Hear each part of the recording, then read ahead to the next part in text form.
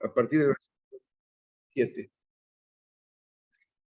Filipenses, capítulo 3, versículo 17.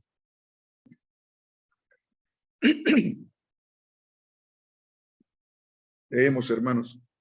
Hermanos, sed imitadores de mí y mirad a los que así se conducen según el ejemplo que tenéis en nosotros. Porque ahí andan muchos, de los cuales os dije muchas veces y aún ahora lo digo llorando, que son enemigos de la cruz de Cristo, el fin de los cuales será perdición, cuyo Dios es el vientre y cuya gloria es su vergüenza, que solo piensan en lo terrenal.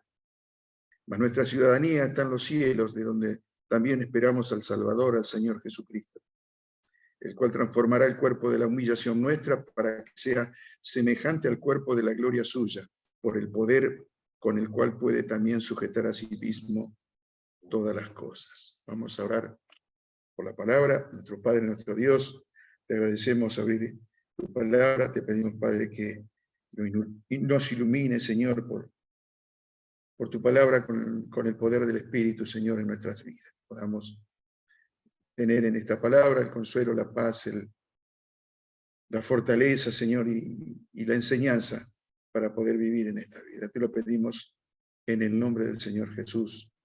Amén.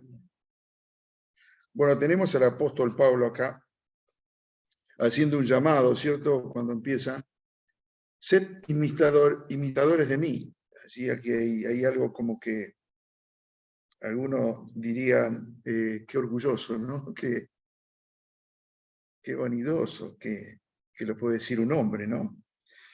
Pero Pablo no lo hacía ni por vanidad ni por orgullo. Podemos decir que tenía autoridad para decirlo. Sin ninguna duda tenía autoridad para poder decir eso. Pero lo hacía también para que sigan el ejemplo que siguió él, que era el mismo Señor, el mismo Salvador.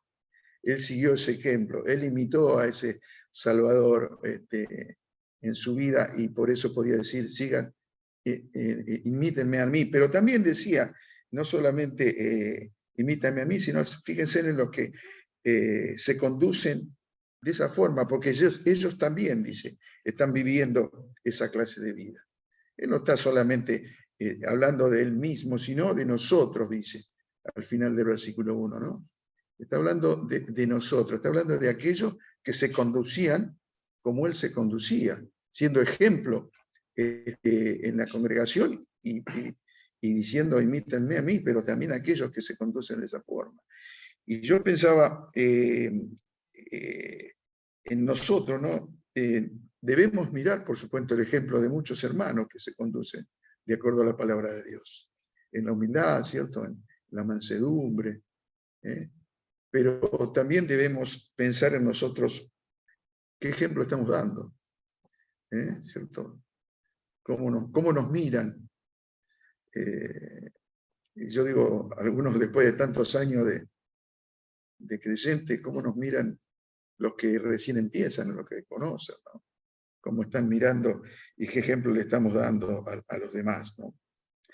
Este versículo enseña lo que debemos hacer, pero también vemos en el versículo que sigue, en el 18, que nos dice a quién no debemos imitar, a quién no debemos seguir. Allí en Filipos, en esa iglesia, había miembros que llevaban vidas que no estaban de acuerdo a la enseñanza de Pablo ni a la enseñanza de Dios, ¿no? Llevaban vidas inmorales, que usaban así el llamado cristiano, el llamado que tenían al cristianismo lo usaban para justificar sus hechos. Sus vidas mostraban que eran señales, como dice el apóstol, enemigos de la cruz de Cristo, enemigos de la cruz de Cristo, enemigos de la enseñanza, de la vida de Cristo, ¿no? De lo que se enseñaba del Señor. Se habían allí unido sus intereses personales, que no lo dejaban, y su meta, como dice el apóstol, era solo terrenal, era para la vida en este mundo, para su vida terrenal, ¿no? Pablo no identifica aquí a estos personajes. ¿Quiénes son? Como lo hizo en otras oportunidades. Aquí en el mismo capítulo, en el versículo 2, allí estaba identificando a los judaizantes, ¿no?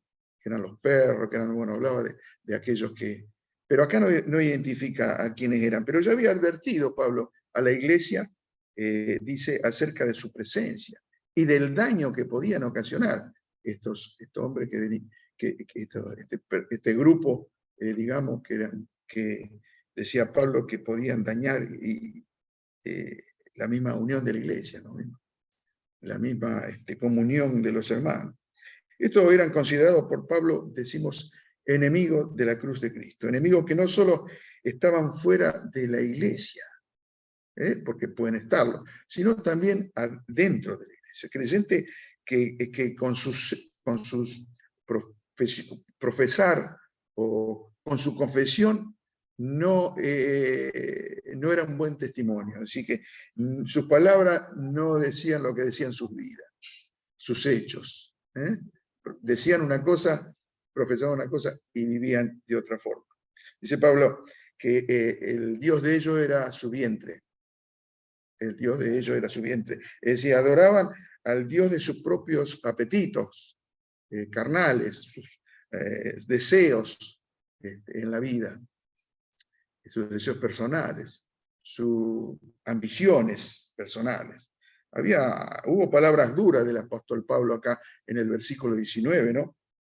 Para ellos y el futuro que también iban a tener. Dice, el fin de los cuales será perdición, cuyo Dios es el vientre y cuya gloria es su vergüenza, que solo piensan en lo terrenal. Durísimo el apóstol para este grupo, para esta gente, ¿no?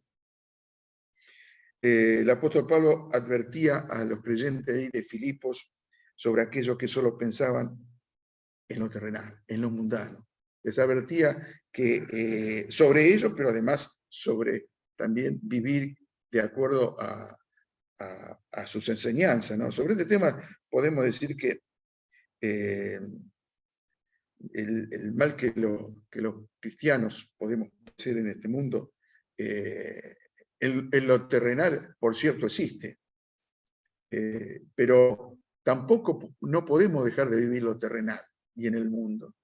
Y eso no está diciendo Pablo, aparte de lo terrenal, del mundo que es negativo, no está diciendo eso.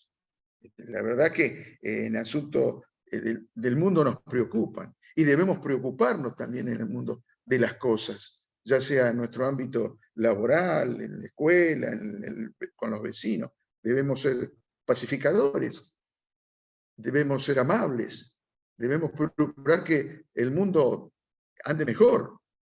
No lo vamos a hacer, sabemos, pero podemos aportar nuestro grano de arena para que las cosas mejoren, para que no haya, no exista lo que existe, ¿no? El egoísmo, la contradicción, las peleas en la familia. Eso es en nuestro aporte, asuntos que nos preocupan, siempre y cuando lo estemos mirando de la mirada de Dios. O sea, que el mundo lo miremos desde la mirada de Dios. ¿Cómo lo mira Dios? ¿Cómo enseña en su palabra que debemos tratar al mundo? ¿Cierto? Porque es nuestro testimonio ante el mundo. Apartarnos del mundo porque el mundo se corrompe, está perdido, no sirve para nada. Porque no estamos haciendo lo que Dios nos mandó a hacer, que es llevar al mundo el mensaje de la salvación, el mensaje del Evangelio de salvación. Y eso es lo que debemos hacer, ¿no? Pero siempre, dice el apóstol, con la mirada puesta en Dios. Es decir, la mirada puesta en lo que él dice aquí, en la verdadera patria, que es la patria celestial para nosotros. Porque dice, somos ciudadanos no de este mundo, sino del cielo. Y si allí apuntaba el apóstol Pablo, ¿no? A que tengamos esa mirada y tengamos ese vivir. Habla de la ciudadanía nuestra, ¿cierto? Que debe ser la ciudadanía en el cielo. Significa la ciudadanía una nueva forma de vida, ¿cierto? También podemos decir nuestro hogar que nos espera, nuestro hogar verdadero que está en el cielo y que disfrutamos ahora, lo podemos disfrutar porque la palabra dice que Dios nos sentó en lugares celestiales con Cristo Jesús, o sea que estamos disfrutando espiritualmente de esos lugares. tenemos paz en el corazón, tenemos gozo en el corazón. Eso lo estamos disfrutando desde el momento. Y somos llamados también a sembrar para el cielo. Sembrar para las cosas del cielo y no para las cosas de la tierra.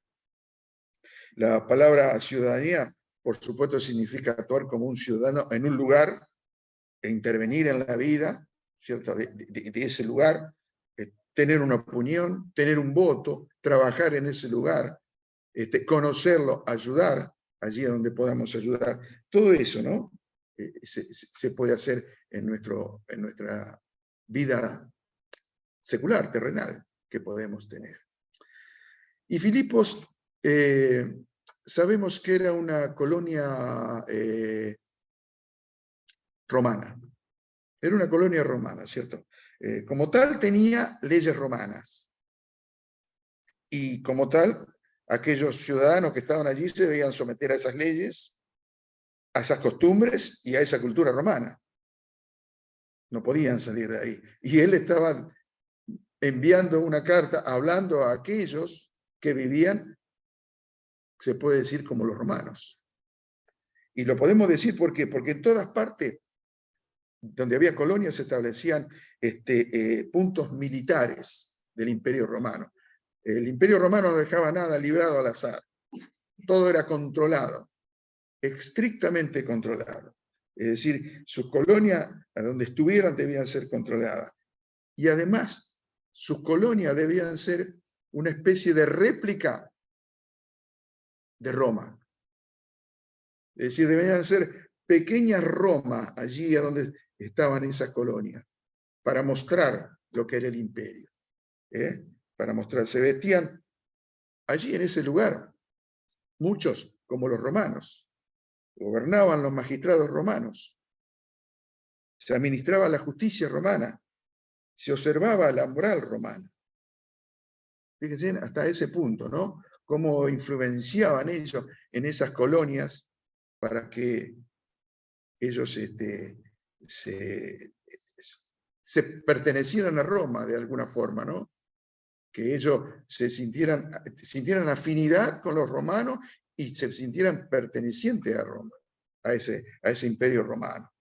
Pablo sabía de esta identificación de los filipenses, que estaban identificados de esa forma, ¿no? Y Pablo sabía que del modo que estaban identificados, perteneciendo a Roma, por supuesto, estaban identificados como ciudadanos romanos.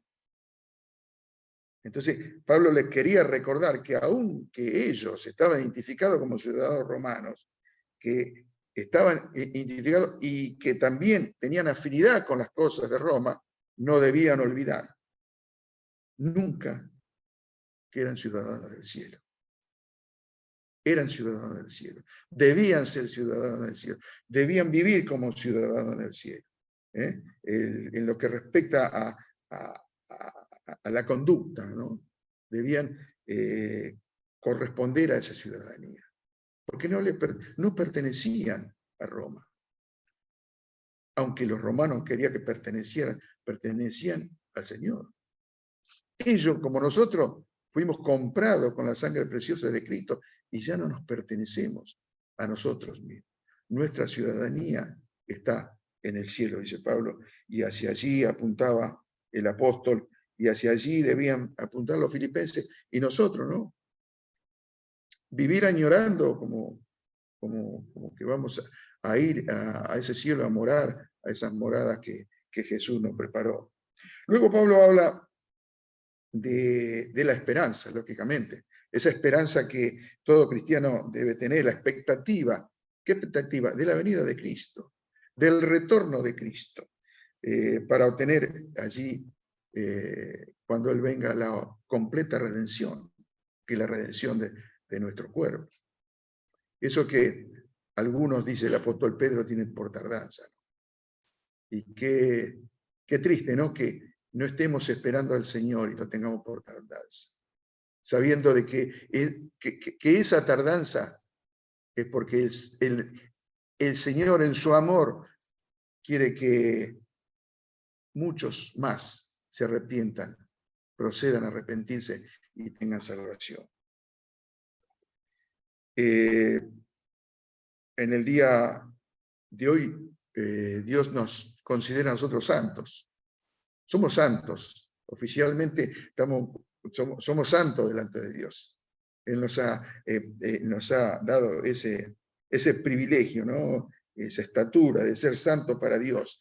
Eso quiere decir apartados para Dios, apartados para el cielo. Eso que quiere decir que debemos vivir esa vida de santos. Vivir y hablar, actuar según nuestra ciudadanía que está en el cielo. Pablo nos dice en la carta, allí en la segunda carta a los Corintios, en el capítulo 5, versículo 20, que somos embajadores de Cristo aquí en la tierra. Entonces, de acuerdo con esa posición, tenemos que representar ese cielo aquí en este mundo, en la tierra.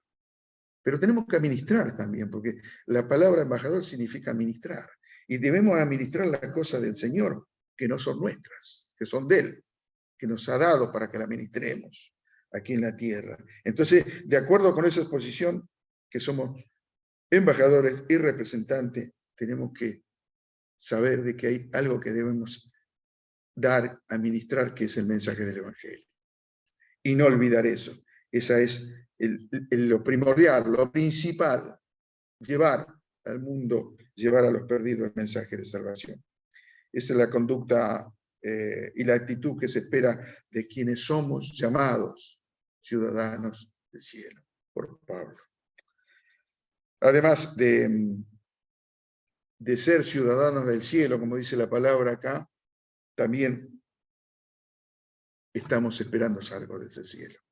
Dice el apóstol Pablo, esperamos al Salvador, al Señor Jesucristo. De ese lugar en donde fuimos, a donde vamos a ir, estamos esperando al Salvador. Un significado este significado que no es de cualquier espera, ¿no? No es aquel que está esperando un remis, un colectivo. No, es una espera con seguridad, es una espera, dice la palabra de Dios, dice el diccionario, el aguardar con ansiedad, pero teniendo seguridad que va a venir. Eso a veces es lo que nos falta, ¿no? Nos olvidamos de esa espera. Nos olvidamos que el Señor nos prometió que va a regresar en cualquier momento. El apóstol continúa diciendo allí en el versículo 20 que esperamos al Salvador, al Señor Jesucristo. Pablo está expresando aquí una gozosa y una alegre anticipación de lo que va a pasar, del que es el retorno de Jesucristo, a llevar a su iglesia, a sacarla de este mundo, a quitarla de este lugar. ¿El por qué? ¿Y el por qué? Porque la quiere llevar a donde tiene morada allí en los cielos. Una esperanza de todo creyente que, a mi entender, no consiste en que vamos a pasar por la gran tribulación, como algunos opinan. Y respeto esa opinión. Pero el Señor, acá el apóstol Pablo, no habla de ninguna tribulación. Habla del gozo de que va a venir el Señor a buscar a su iglesia, a retirar a su iglesia para llevarla al cielo, sacarla de este mundo. Por eso creo que de aquel lugar celestial el Señor va a retornar para salvar, para llevar a su iglesia y librarnos de todo aquello que dice la palabra de Dios va a venir en la gran tribulación. Pensaba en esta alegría y en esta esperanza de Pablo, dejando claro que él estaba esperando eso. Pero no solamente para él, sino también para la iglesia. Para la iglesia, el retorno de Cristo para llevar a los suyos allí donde tenemos moradas celestiales. Notemos que lo que él dice al finalizar este pasaje, ¿no? Que él transformará nuestro cuerpo mortal va a ser el cuerpo, ese cuerpo de humillación, nuestro cuerpo de estado de humillación, de pecado, en el cuerpo glorioso del Señor. Significa que Él cambiará aquello terrenal, aquello que nos afecta mucho, ¿no?, en este mundo, por la corrupción, por las limitaciones, pues, en un cuerpo incorruptible, en un cuerpo glorioso que nos va a dar el Señor. Nos dice el apóstol que este cuerpo será transformado semejante al cuerpo de Cristo, ¿no? Nuestros cuerpos serán transformados, recibiremos un cuerpo nuevo. Allí está la palabra también del apóstol Pablo, ¿no?, allí escribiendo a los Corintios, capítulo 15, versículo 51. Dice, les digo un misterio, no todos moriremos, pero todos seremos transformados. Transformados, allí está la transformación. Y dice en un momento, en un abrir y cerrar de ojos, en un instante, en un momento. Y dice la final trompeta, porque se tocará la trompeta y los muertos serán resucitados incorruptibles. Ya no habrá más corrupción. Nosotros seremos transformados y esto será un hecho del Señor en forma repentina. No habrá momento para ocuparse de nada, para buscar algo que estamos olvidando, para algún familiar que quizás se quede. Ya no habrá momento. Será en un abrir y cerrar de ojos. Observemos también las siguientes palabras del versículo 21. Él transformará nuestro cuerpo mortal en un cuerpo glorioso semejante al suyo. Esto es similar, exactamente el mismo pensamiento que tuvo el apóstol Juan. Allí, escribiendo la primera carta en el capítulo 3 y versículo 2, dice el apóstol Pablo, amados, ahora somos hijos de Dios. Ahora somos hijos de Dios. Está hablando de este momento. Pero dice, aún no se ha manifestado lo que hemos de ser, pero sabemos que cuando Él se manifieste, cuando Él venga en gloria y se manifieste, sabemos que vamos a ser semejantes a Él, vamos a ser transformados. ¿Por qué? Porque le veremos tal como es. Le veremos tal como es y seremos transformados a su semejanza. O sea que Cristo aún no ha aparecido, por supuesto. Él tiene que venir. Estamos esperando ansiosamente, como dice el apóstol, ese regreso. Pero cuando aparezca seremos transformados. Y pensemos en esa elevada esperanza que tenemos, que seremos transformados. Es una elevada esperanza. Es maravilloso pensar que seremos transformados en este gran hecho, ¿no? Una gran expectativa que tenemos de parte de las promesas de Dios. En un momento de gran emoción será seguramente de nuestra vida. Es la gran esperanza que es el retorno de Cristo y la transformación de nuestro cuerpo. Vemos que el apóstol Pablo tenía esta esperanza para el futuro, pero no solamente para él, sino para la iglesia. Ahora yo pregunto, ¿cuál es nuestra esperanza para nuestro futuro? Si es la misma esperanza que tenía el apóstol Pablo. Esta esperanza que animó al apóstol Pablo, la tenía desde la prisión. Estaba prisionero, estaba en la cárcel, en su día de prisión, y en medio de tantas dificultades, prueba, castigo, fue inspirado por el Espíritu Santo para expresar las palabras que leímos en el versículo 20. Pero nuestra ciudadanía está en los cielos. Allí estaba Pablo, esperanzado que su ciudadanía está en los cielos, de donde esperamos al Salvador, al Señor Jesucristo. Qué hermoso, ¿no? La palabra de Pablo y qué esperanza para el futuro que tenía. ¿Y qué esperanza deberíamos tener nosotros en el futuro que nos espera? No en el momento de pruebas. No, sí, tendremos las pruebas, pero qué bueno es tener esta esperanza que crezca en nuestro corazón cada día. De decir, el Señor regresa, Maranata, viene pronto a buscarnos. A través de los escritos de Pablo, si encontramos un motivo por el cual Pablo daba su vida, este motivo es el de conocer más de Cristo. Él quería tener mayor conocimiento de Cristo. Lo dice en otras cartas, ¿no? Pero quería saber más de Él, conocer más de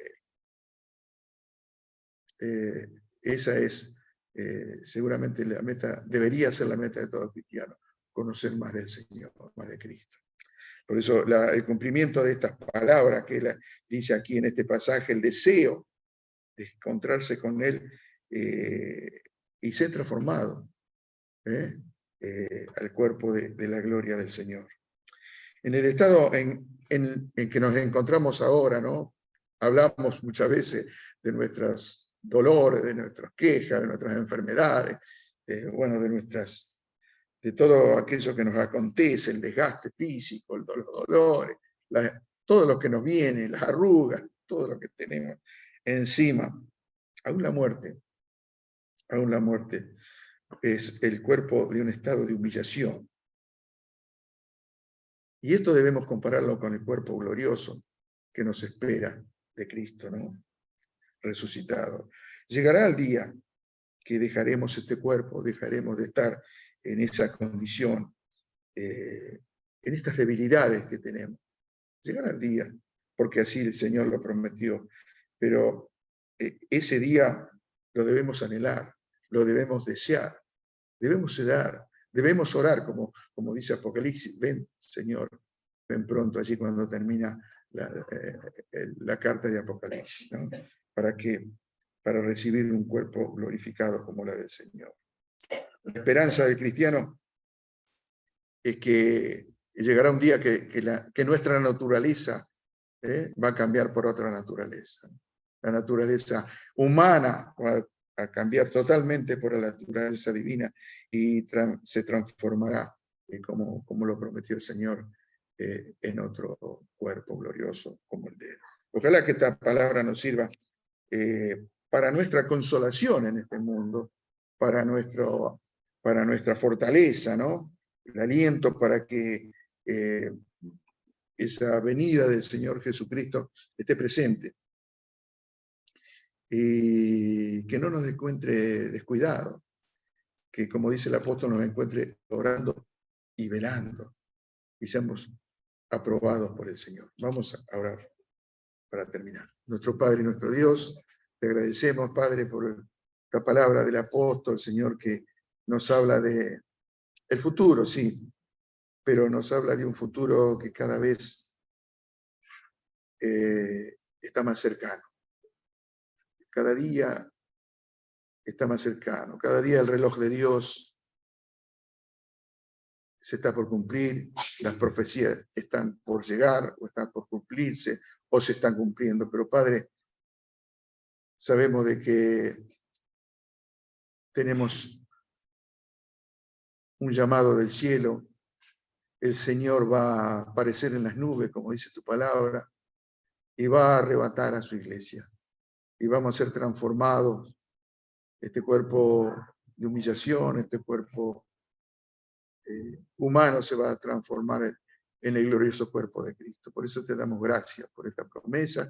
Te pedimos que crezca en nosotros esta promesa del Señor, nos anime a seguir trabajando en este mundo, en esta obra, que es tu obra, Señor, para que su obra crezca, para que muchas almas pasen de la muerte a la vida eterna. Padre, te damos gracias por todo, despídenos con tu paz y con tu bendición. En el nombre de Jesús te lo pedimos. Amén. Gracias por la atención, hermanos.